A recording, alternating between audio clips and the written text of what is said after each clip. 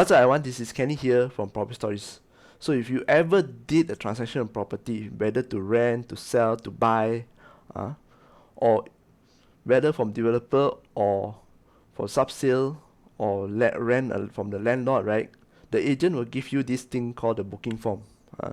It is write your unit number or the details of the price, the details of the deposit. So today I'm going to show you an example of how the booking form look like if you are looking at subsales. One thing before I go, you need to understand that this document actually it is not standard one, but there are a few things inside there that is must be inside. Okay, so there's no standard, but there are a few things that must be inside. Let's start. So you have a look at this. Hold on. Okay. So this is how the document will look like. It has the company name and logo, company number. Okay, I have to blank all this because this one I just want to show you how it looks like only. I'm not gonna, because every booking form you see there's a company name and logo here and a company number here, so that you will know that this is actually a legit, genuine real estate firm. Okay, how to check whether it's genuine or not, later I'll show you. Okay, so letter of confirmation for sale. This one is when the owner want to sell and you pass to the buyer to sign. Buyer to sign when you got a booking, right? You pass to the buyer to sign. You can see this one. This one you must put the full address, purchaser, the name. You usually write and or nominees. And nominees. Okay. Let's just say husband and wife. So you write Mr. and Mrs. Lee and nominees. You don't just write Mr. and Mrs. Lee. If let's just say Mr. and Mrs. Lee is not both also not the one signed the SMP, at least there's nominees. Somebody else can sign SMP. Okay? So you always write with just one person here. Usually it's one person will sign. Mr. Lee and nominees, something like that. And then address here. Address here must be a full postal address with the unit number, okay? Because this is the document you're going to pass to the bank for your bank loan. This is actually the purchaser's address. You can put the same here, address here, these two properties. Address of the said property that you want to buy. Sometimes you just leave it blank. Okay. This one, purchase price, most important. How much? Earnest deposit. If it's 3%, then write 3%. If 500,000, right? So what's the 3%? 15,000. Okay. 3%. Then the balance deposit is 7%. 3 plus 7 is 10%, correct? So 7%, if it's 500,000, 7% is 35,000. Balance purchase price of RM, 90%, 450,000. Spell it out here. Okay. You put, normally the agents, right, will put here 3.24. Remember now the SST, 3% is the agent commission, 8% is the SST. So the SST is on the agent's commission. Okay. You use the agent's services so the seller will pay the agent's SST, will pay the SST. This one 3.24 they collect from the buyer, right? Then you will minus off from the deposit one. You minus off from the deposit, balance deposit when the new buyer, right? When the buyer pays the balance 7%, will minus off. So in this case 3% is 15,000 so 0.24. So 0.24 times 15k that one is the SST that the agent will collect from the seller. Okay, whoever sells, you means you use your agent's services, you pay the SST. Then agreement upon expiration of how many days? Then it's within 90 days they have to sign Within 90 days they have to within 90 days they have to pay the balance purchase price. Upon expiration of how many days? Extension of 30 days. This is where when you talk about subsale, right, the 3 plus 1 come in. 3 plus 1. The moment you sign the booking form, then you pay the balance deposit upon signing SMP. So when you pay here 3.24, you as a buyer, then usually you are given 14 to 21 days to sign the SMP, working days just to get loan, then sign the SMP. After you sign the SMP, let's just say you place the booking on the 1st of April, then you sign SMP on the 14th of April, okay? Then balance is 90 days for you to pay the balance purchase price. How you pay? Usually we take bank loan lah. If you pay cash, you can pay immediately your balance and the deposit together on the same day you sign the S&P, no problem. Pay cash easy one. So some people asking, if I pay cash then how? You still have 90 days. The lawyer will actually advise you when to pay, and you will need to see the property being transacted, then you can put it, pay the money lah, be registered under your name. This one, the lawyer is the one that will advise you. Hence, if you pay cash, or if you're not paying cash, this is why I always encourage people to get their own lawyer. Okay, vacant possession to be given in how many days? Upon the vendor or vendor solicitor receipt of the balance purchase price. Once you pay the balance purchase price, or the bank pays the balance purchase price, you are officially the new owner of the property. Congratulations. And if you are the seller like me, I'm no longer a seller, I officially sold it. So congratulations to both sides. Okay, and vacant possession usually has to be given within 5 days, 5 working days of when the full balance sum is received. Okay, you see this one, execution. Hereby undertake execute 14 working days from the date of acceptance of this offer by the vendor. Meaning today I signed the booking form. Let's just say today is 1st of April. But the vendor, maybe overseas or what, don't know what, cannot attend to the signing early. Okay, the agents usually nowadays they'll send e-signing, e-copy. So we'll sign, let's just say the vendor signed on the 5th of April. Then that 14 days, actually 14 working days starts from 5th of April, not 1st of April, 5th of April. This part here, failing to do so will result in earnest deposit being forfeited, and this agreement shall be treated as null and void.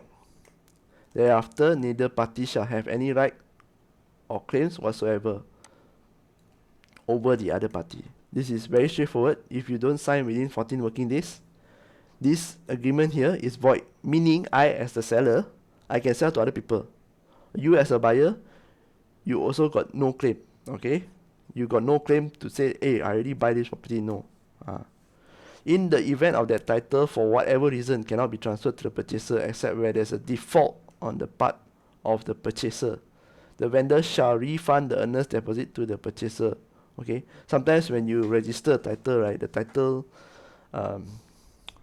cannot transfer to the purchaser name, the new purchaser name. It happens, then you have to be fair lah, refund without the penalty. Okay, of course, sometimes, right, where the communication fell through, there are cases, rare cases where the communication fell through, the purchaser don't want to buy already, then don't want to sign the S&P, don't want to sign the S&P but still want back the refund, that one cannot lah. That one definitely you have to be fair to the seller, because the seller also have to have opportunity cost. Put the money, you already accept your deposit meaning that you want to, that means I will only sell to you at this price, agreed already. Okay, so another person offer me a higher price, I cannot. But sometimes, right, it can also become whether I'm the seller, right, suddenly over the course of the sale, I know I sign S&P, right, this part here 14 working days, I know I sign S&P, I also get another offer, suddenly higher, much higher lah, very hard to resist the offer. There are cases where the purchaser, the seller will actually forfeit it, just give you back the penalty, never mind, give you back all your refund your deposit with interest, I take the higher offer, also got. Okay, but don't do this, you complicate matters, really complicate matters, because you don't know whether the deal that you have, the higher one, will go through or not. I rather a bird in hand than two in the bush. Take the deal that is in your hand first. Okay, letter of combination of sales shall only be effective upon duly signed by vendor and purchaser. Of course, this one is both party must sign, then it's valid. Special conditions, later I I explain what are the special conditions you can put. Okay. This one, the purchaser and vendor both side lah fully indemnify the agency. This is the agency against all claim by other party. If any reason this S&P not executed after the earnest deposit collected. Got a lot of reason sometimes can fall through. So purchaser acceptance. Attach the sum of payable to the agency. This is the part where you pay the booking. Never ever pay to the individual. Always pay to the real estate agency as a stakeholder. Okay? Business earnest deposit. In the event that vendor rejected his offer, the earnest deposit shall be refunded to purchaser within 5 working days. Okay. Nowadays, we use transfer, bank transfer, e-transfer. It's faster and it's more efficient and it's cheaper.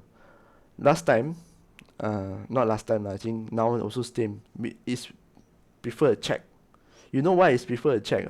It's more of a psychological reason. Let's just say today, right, you bring your checkbook and go for viewing. The agent will treat that you are serious. Okay?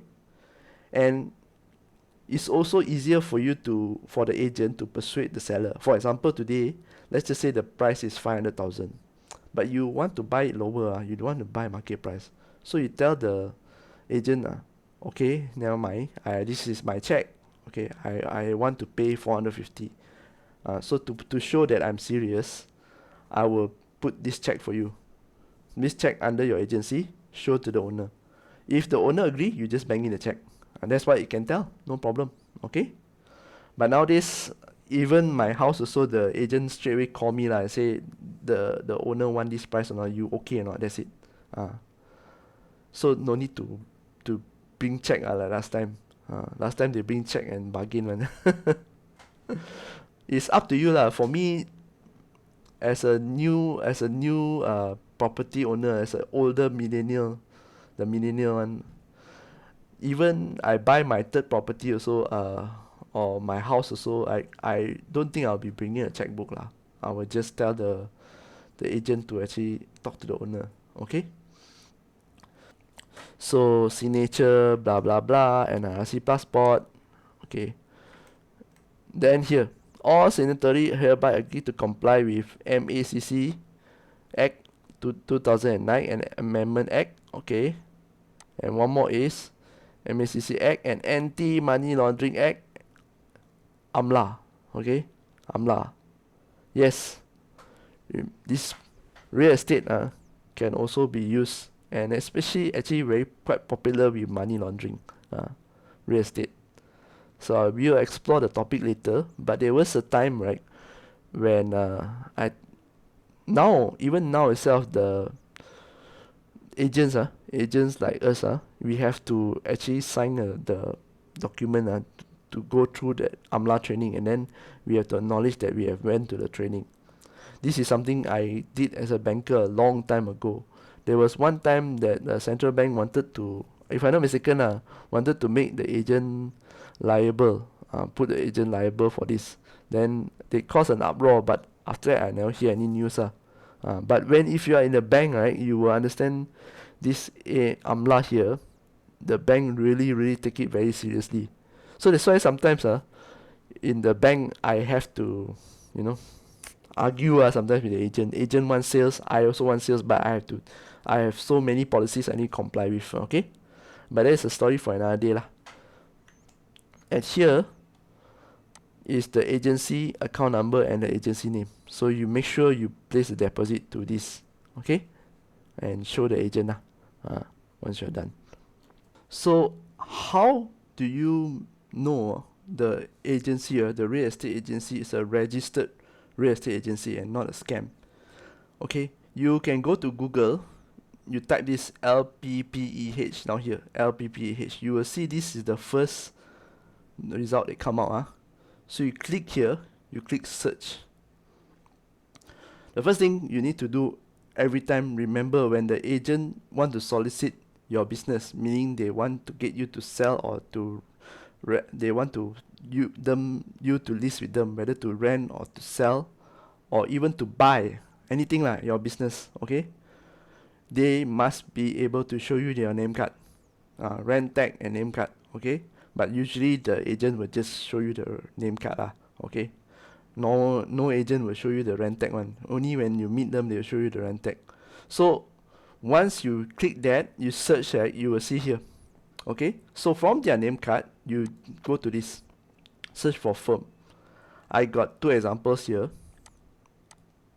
So this is how the agent name card will look like. So there are a few things that must be on the name card. Number 1 is their rent number. Number 2 is their phone number. Yeah, handphone number. Number 3 is the agency number. Agency has their own registration number under LPPAH. So this agency here, IQI Realty, this is a very big agency. A lot of people actually know this agency. This part here, Sembilan Berhad, this is not the LPPAH number, agency number. This is the SSM number, different. This is the agency number. Agency numbers always starts with E, comma, bracket 1. There's one more called V, bracket, then the number. Okay, E means estate agency. V means they can do valuation as well. An estate agency can only do real estate transaction, buy, rent, and sell. But a valuation agency can also do the real estate agent work, where is buy, rent, and sell. Okay, this one I think is extra information for you, because we as bankers, last time we always encounter E and V. Sometimes our valuers they also have a real estate agency arm. Okay, but for this purpose, you just focus on this part here. Agent hartanah berdaftar. You see this E, bracket 1584. Okay, and then you see this address here, Medan Klang Lama, Jalan Klang Lama. So you go there, you type E 1584. You see this? E1584/23. Where is yours? Got or not? You see slash number, this is the branch. It just goes to show you this agency got how many branch. Okay, so this is the HQ 1584. You see there's no slash behind. And then is this address, this phone number tally with the agent name card. That's yes, the agency. Okay, so when you transfer the money for the earnest deposit, make sure you transfer to this name here, IQI Realty Sembilan Berhad. IQI Realty Sembilan Berhad. So what are the special conditions? You saw the special condition if blank, right? What can you put there?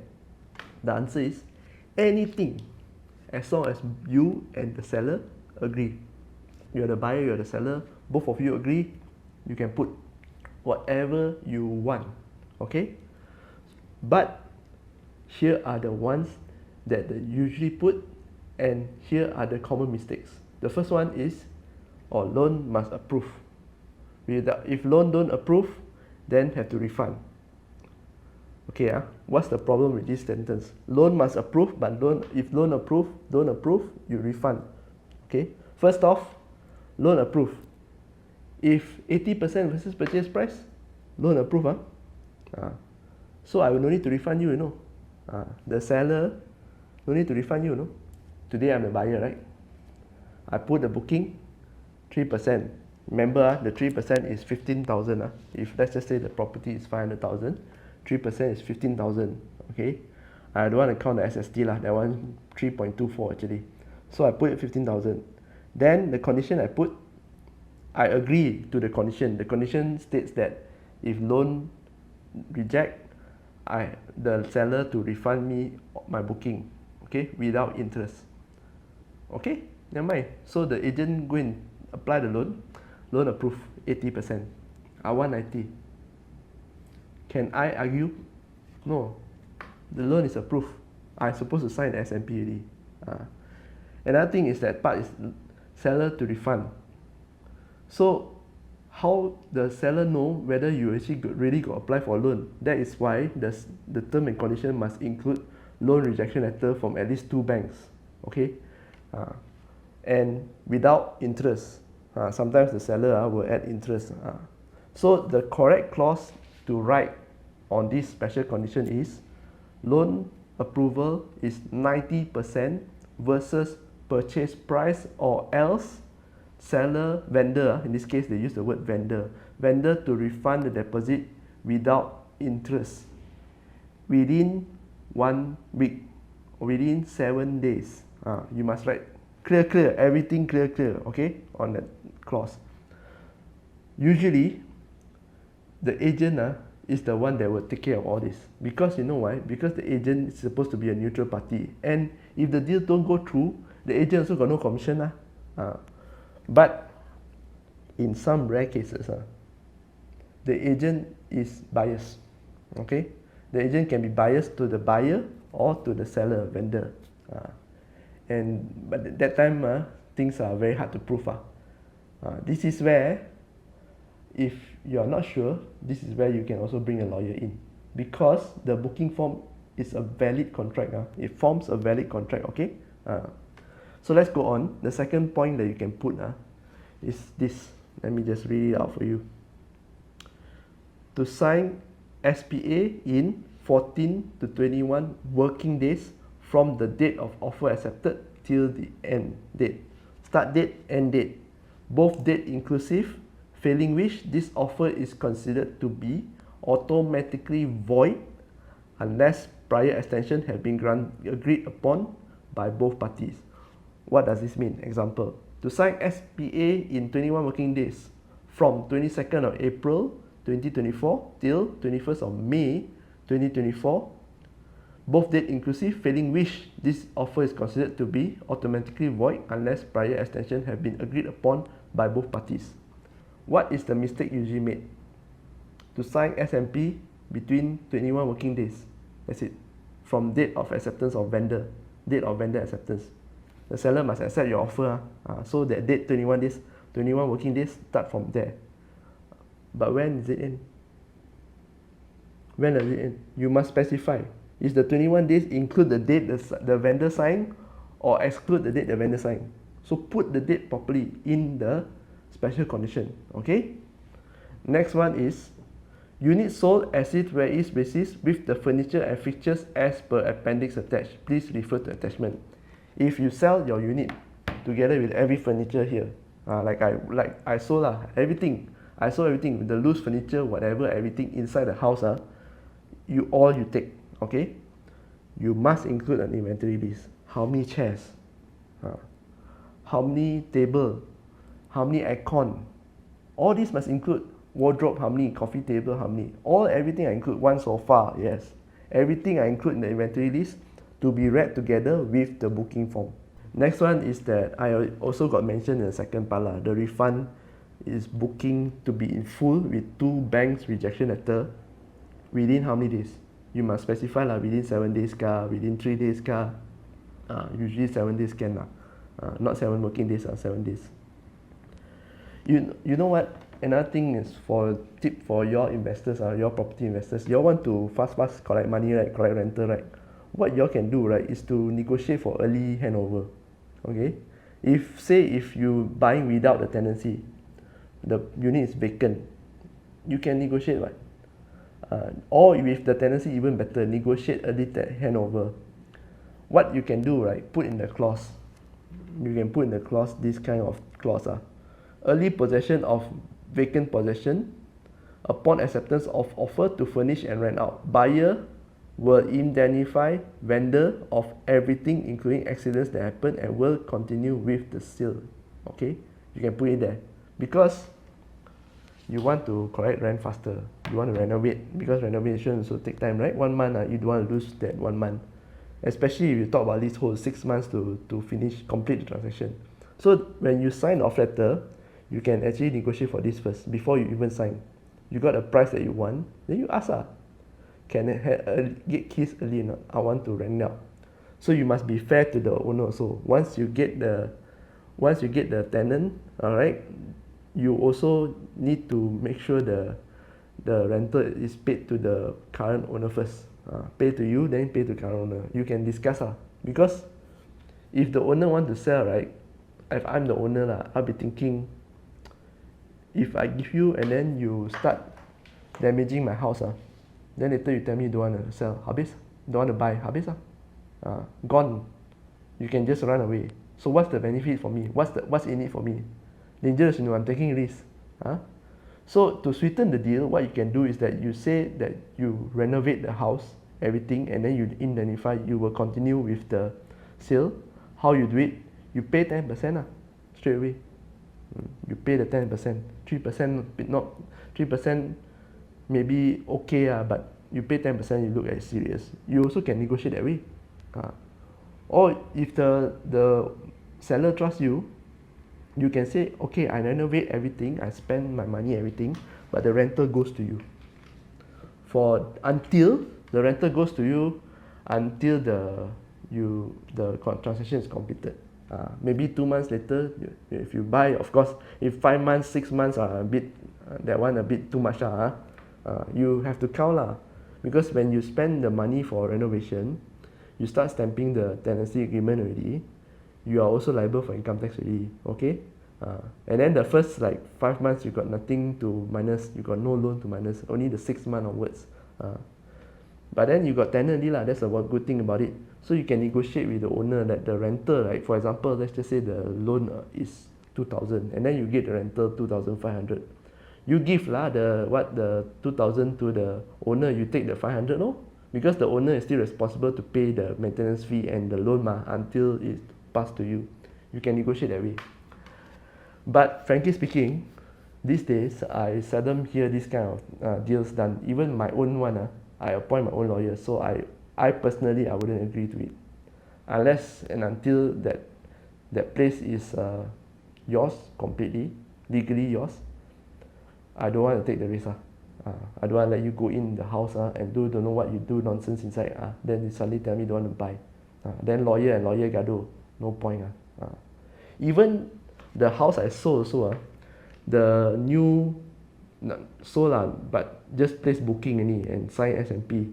Okay, then the new owner, the buyer the bank loan haven't released yet, just want to come in and measure the kitchen just to make a new kitchen cabinet.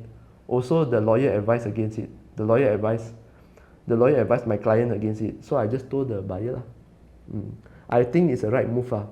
Try not to be